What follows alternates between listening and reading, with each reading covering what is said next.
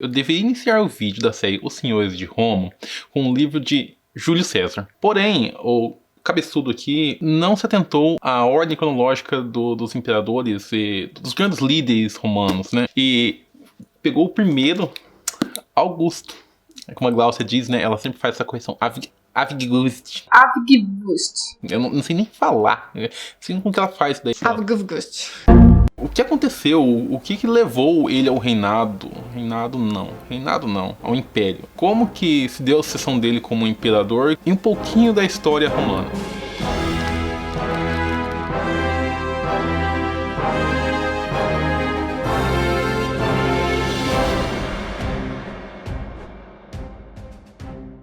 Posteriormente eu vou gravar um vídeo sobre Júlio César, mas vamos lá, só contextualizando. Muitos de vocês já devem ter ouvido aquela famosa frase: até tu, Brutus. Eu já disse inúmeras vezes em grupos, em conversas informais por aí. Quando a gente se refere àquela pessoa que tá te caindo, aquela pessoa que tá com plantagem pro seu lado, você fala assim: até tu, seu sem vergonha. Enfim, eu acredito que todos vocês conhecem essa expressão e já fiz uso dela. Se não, falem aí nos comentários, por favor. Acho pouco provável. Mas e a origem dela? Vocês sabem quem foi Brutus? Em uma obra do Shakespeare que se chama Júlio César, é uma tragédia, um teatro, ele deu vida a essa expressão, né? Foi através dessa obra aí famosa, né? Alguns de vocês já devem ter assistido essa peça de teatro, que ele popularizou essa expressão. Júlio César foi o último grande imperador da República Romana. Ele foi assassinado em uma reunião do Senado, e nessa reunião em que os senadores estavam conspirando contra ele por motivos que eu vou esclarecer daqui a pouco, Brutus, junto com os senadores, foi uma das pessoas que apunhalou, traiu, né? E apunhalou com uma facada César. E na ocasião, César fala: até tu, Brutus, filho meu. Até tu, Brutus, meu filho. Então existe uma discussão sobre o reconhecimento de Brutus como filho de César, porque Brutus era filho de uma amante de César, mas eu não vou entrar nesses detalhes aqui, até porque são teorias, são suposições. Mas tá, o que levou ao assassinato de César? Bom, eu fiz uma pesquisa para entender o que levaram os senadores a assassinarem ele, já que era uma república, já que existia assim um início de uma democracia.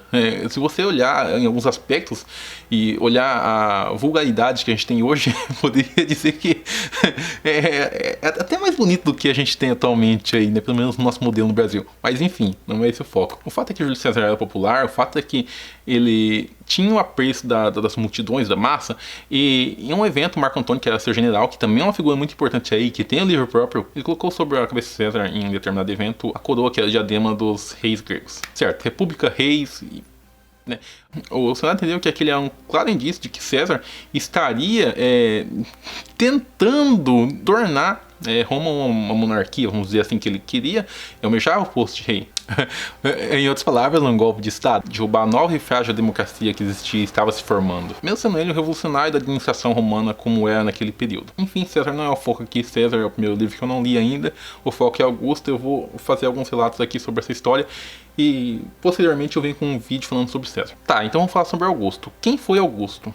Augusto foi um sucessor de César, ele era considerado praticamente um filho, um afilhado do César, tinha essa consideração. E após a morte de César, Augusto, entre muitas reviravoltas que vocês vão acompanhar nesse livro, tá? Vocês vão acompanhar nessa leitura, eu não vou ficar citando aqui todos os relatos que levaram ele à ascensão como imperador, mas o fato é que, no ímpeto de orgulho talvez, e eu falo até um pouco de soberba, porque ele não tinha toda essa capacitação para poder peitar algumas figuras públicas, Augusto ascendeu ao poder assim como Marco Antônio, e os dois ficaram figuras bem equiparadas aí. Dessa forma se formou o primeiro triunvirato, por Augusto, Marco Antônio e Lépido. Qual é o objetivo político desse triunvirato?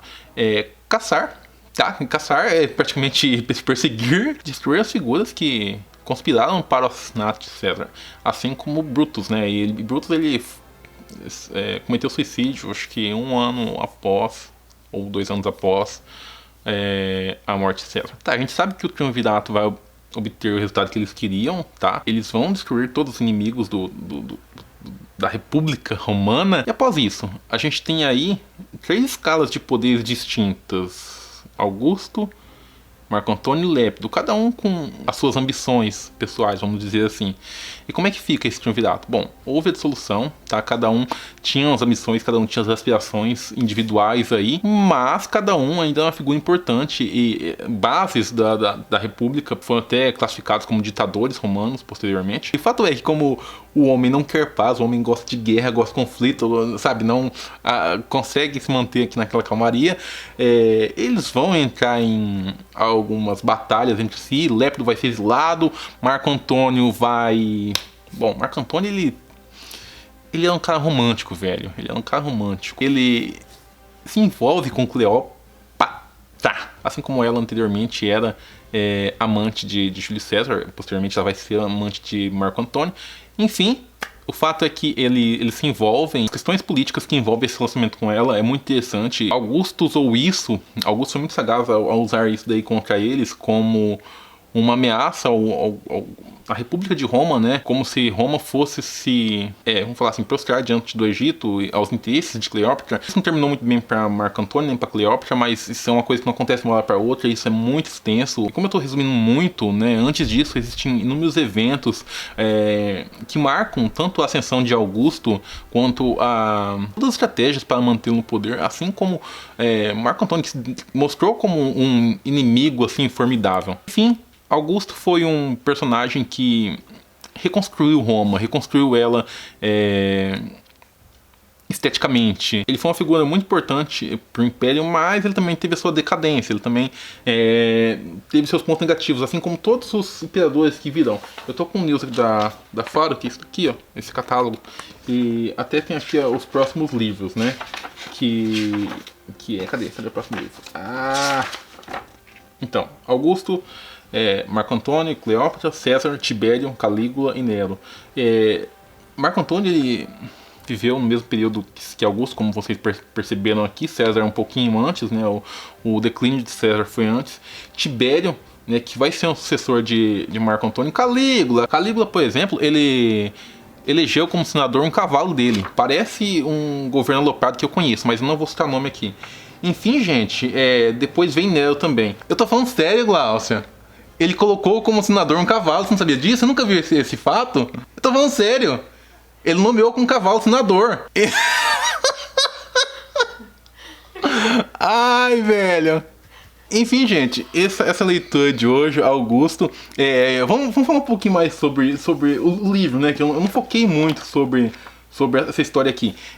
Enfim, esse livro aqui, ele foi escrito pelo Alain Mestre. Ele foi escrito a partir do registro das memórias de Augusto, que foi descoberto em um monastério. Eu queria mais detalhes sobre isso. Eu não encontrei detalhes sobre isso aqui no livro e não encontrei detalhes sobre isso na internet também. Qual monastério? Quando? Eu sei que foi na Macedônia, tá? Mas e aí? Esse livro é dividido em duas partes, livro 1 e livro 2. O livro 1 se atém mais a fatos, como que o personagem, figura aqui do Augusto, ele ascendeu ao império, como que se deu aí a ascensão dele como imperador, como que lutou, como foram as batalhas, como foram as lutas, enfim, ele se dá mais dessa forma. O livro 2, ele também tem um pouco da trajetória, alguns fatos importantes, principalmente sobre o casamento, sobre alguns enlaces políticos aí que o Augusto fez, sobre casamentos, enfim. Só que ele diz muito mais sobre o personagem, sobre como ele se via, como ele entendia, qual a visão dele do mundo, as inseguranças, que ele também tinha algumas inseguranças, algumas aspirações dele em relação aos cuidados da família. Então, assim, o segundo livro é um pouquinho mais melancólico, não digo depressivo, mas ele tem, assim, aquela aura do personagem, da pessoa do Augusto. E até ele foi ditado pelo próprio Augusto aí para algum servo, algum escrevente fazer. É interessante você acompanhar isso, você conhece o personagem muito mais de perto, você até entende alguns comportamentos, algumas atitudes dele. Não que você compreenda e ache justificável, mas você entende melhor ele, o que levou ele a fazer daquilo. Enfim, pessoal, fica aqui a recomendação para vocês. A Fara acertou em cheio nesse livro aqui. É o tipo de leitura que eu gosto de realizar, o tipo de livro que me chama muita atenção. Eu gosto de thriller, gosto de terror, gosto de clássicos, mas livros históricos me chamam muita atenção. Essa leitura de hoje, esse é o vídeo. Fica a recomendação para vocês e até o próximo vídeo.